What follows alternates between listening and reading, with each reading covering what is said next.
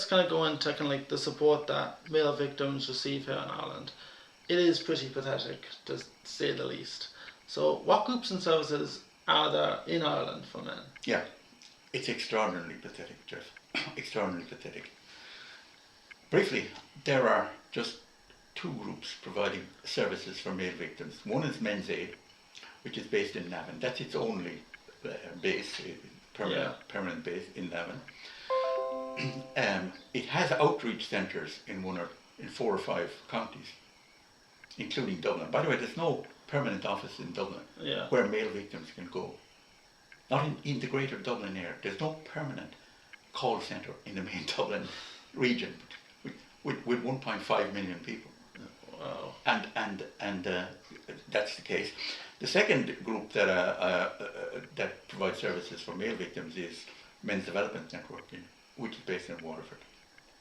Now, if you want to compare that with the services for female victims, according to Safe Ireland, which is an umbrella organisation apparently, and which is a national body, by the way, according to Safe Ireland, there are 38 local groups or women's call centres, 38 around the country for women victims. They also, quite a few of them include refugees. A number of them include refugees. Along with the national body Safe Ireland, there's another national body which is Women's Aid, and these two are often called out to be the spokespeople. Yeah. When women's point of view is being looked at by the media. So there are 21 shelters for women at the moment. There's no shelters for men, none. TUSLA has consistently refused to provide a shelter for men on the grounds that there's no need for it. It's quite extraordinary. I mean, there are very serious questions have to be asked around. I think it kind of goes back to kind of like the statistics we kind of mentioned earlier that definitely shows to be a need for it. Yeah. Absolutely. The official narrative is that there is. There's absolutely a need for it. But TUSLA have to answer serious questions here. Why they haven't seen a need for male victims in the last 10 years. By the way, Men's Aid were turned down for a call, a 24-hour call line only a year ago. Yeah, it's currently a 9 to 5. Currently it's 9 to 5 Monday to Friday. TUSLA threw them a few breadcrumbs last year. They provided a few hours on a Saturday and Sunday. Can you believe it? This is the first time they actually looked at that fact that the weekend wasn't being covered at all. They threw them a few crumbs then. But it remains that there's no refuge for men. And by the way, as a result of the appalling murder of Aisling Murphy back in January, the feminist groups took advantage of this. They exploited it. Even though that murder had nothing to do with domestic violence. No. It was completely random killing.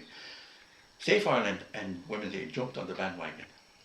And RTE and the media played into their hands by putting the questions to the politicians. And I can remember the question being raised in Morning Island of Micheál Martin, and he being asked very officiously by a presenter, there are 9 counties without a refuge in this country. Taoiseach, what are you going to do about it? And immediately he caved in, of course. Immediately, this is the natural reaction of a politician when he's presented with a question from about women victims, you know. Immediately, he says, we'll build 9. So there's going to be 30 refuges for women, one in every county, and there's still none for men. That's the reality that we're facing. Another fact that's not known about Men's Aid, which is worth highlighting, is that they have, at least in 2021, they had just 2 full-time workers and 4 part-time workers.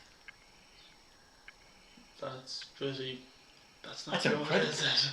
You see, it's appalling. It's utterly, completely appalling that these people are trying to provide a nationwide service to cover men who are victimised nationwide, and there's 2 full-time and 4 part-time workers.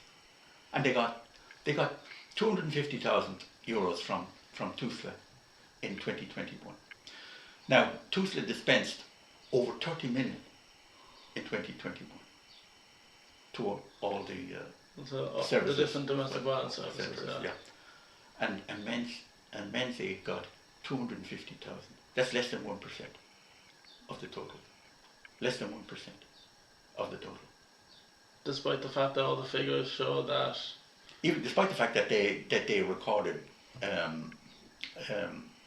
very dramatic increase in figures during the pandemic. The pandemic, they said they were getting an unprecedented volume of calls during the pandemic, and yet TUSLA had no interest in no, helping them and out. I think that mirrors exactly.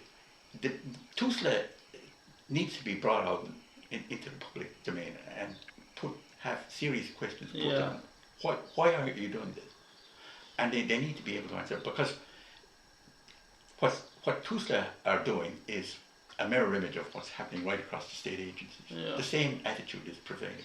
We don't bother catering for men. That's the. And to be honest, though, we constantly hear about kind of horror stories about TUSLA not doing their job, and yet nothing changes with Exactly. TUSLA have been indicted dozens of times for not doing their job in relation to child abuse. Yeah.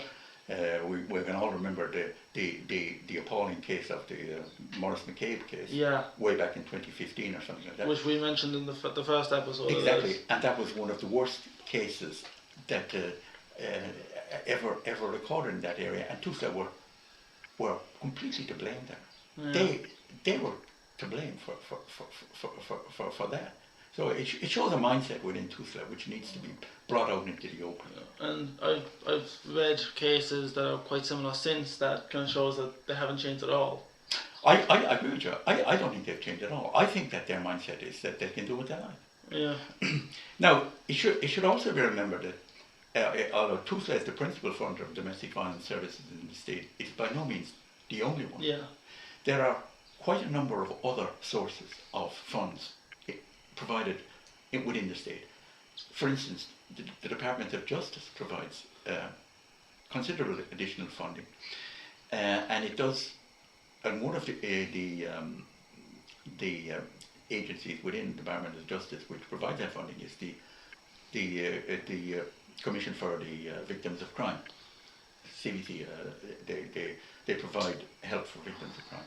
That's a major source, one source of funding. Yeah. But the Department of Health provides extra funding. PUBL provides extra funding. The Department of Social Protection provides extra funding. And perhaps one other department. But